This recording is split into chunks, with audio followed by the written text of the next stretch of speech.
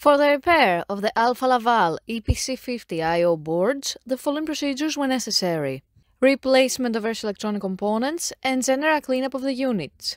For testing, we had a series of power supplies and a spare OP board. As soon as we turn on the power supplies, the units react and we can see the message on the LCD screen of the OP board.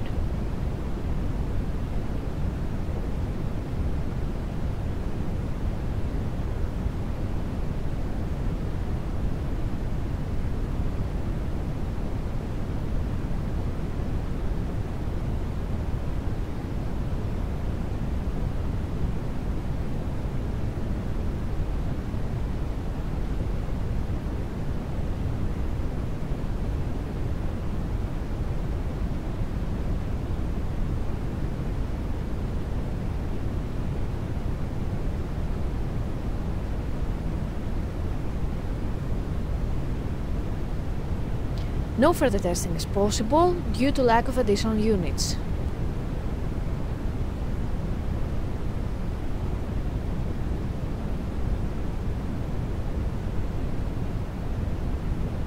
The same process is repeated for the second I/O board.